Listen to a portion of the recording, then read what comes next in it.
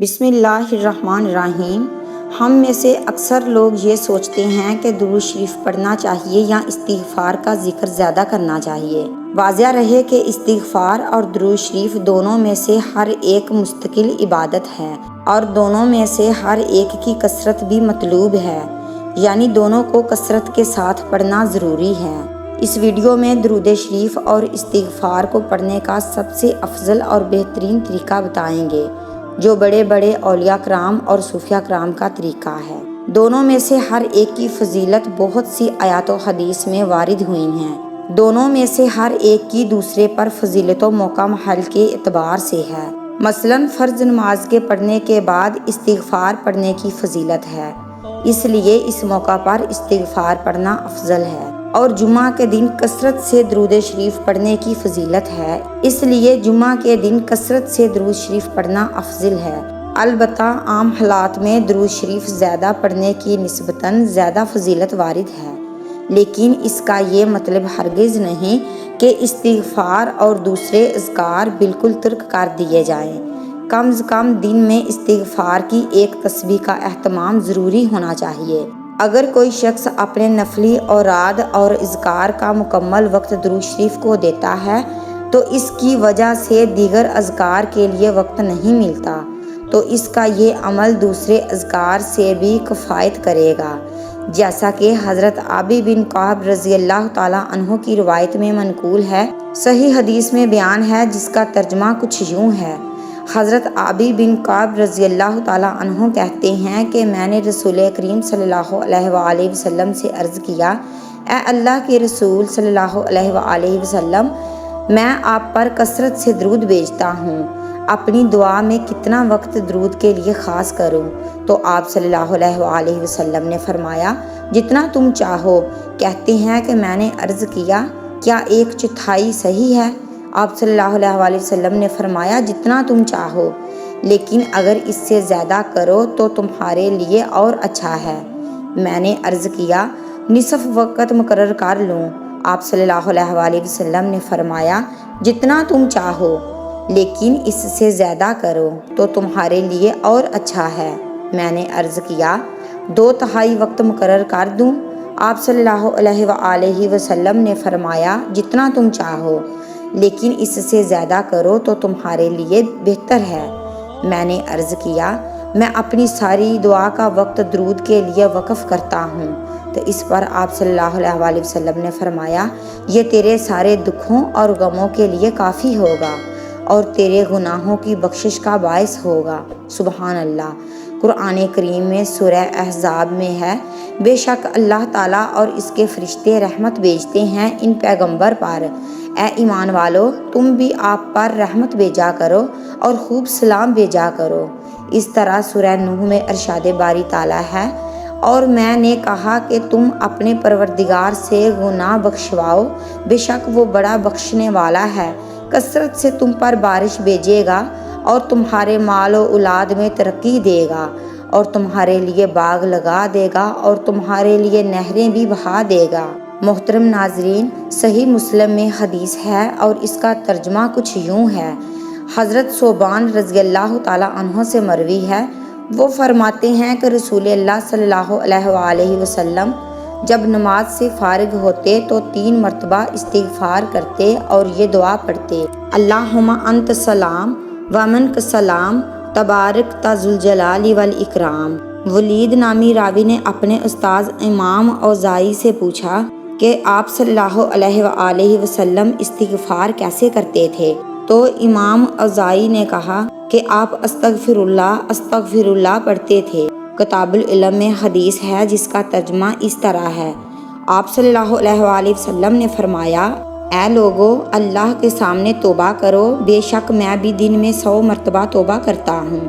اسی طرح سنن ابی داؤد میں ہے ترجمہ، ایک موقع پر آپ صلی اللہ علیہ وآلہ وسلم نے صحابہ رضی اللہ تعالیٰ عنہ سے فرمایا، بے شک تمہارے دنوں میں سے جمعہ کا دن سب سے زیادہ افضل ہے اور فضیلت والا ہے۔ اسی دن حضرت آدم علیہ السلام کو پیدا کیا گیا اور اسی دن انہوں نے وفات پائی اور اسی دن سور پھونکا جائے گا اور اسی دن سخت آواز ظاہر ہوگی، پس اس دن مجھ پر کثرت سے درود بھیجا کرو کیونکہ تمہارا درود مجھے پیش کیا جاتا ہے۔ اس پر صحابہ کرام رضی اللہ تعالیٰ عنہ نے عرض کیا، یا رسول اللہ صلی اللہ علیہ وآلہ وسلم، ہمارا درود آپ کے وصال کے بعد آپ کو کیسے پیش کیا جائے گا جبکہ آپ کا جسد مبارک خاک میں مل چکا ہوگا؟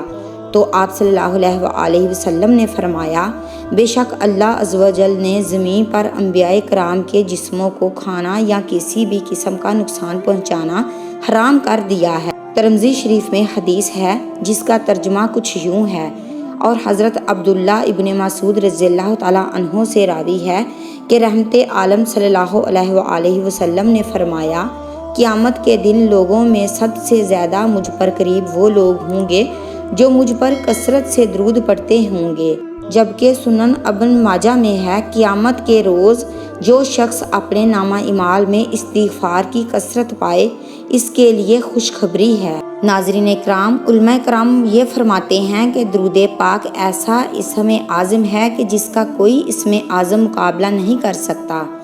ایسا اس لیے کہ حدیث میں آتا ہے کہ جب کوئی انسان ایک مرتبہ درود پاک پڑھتا ہے تو اللہ کے فرشتے عرض کرتے ہیں کہ یا باری تعالیٰ، کہ ہم اس درود کی تسبیح کا پہلا ثواب ہی نہیں لکھ پائے تھے کہ اس شخص نے دوبارہ درود پاک پڑھنا شروع کر دیا۔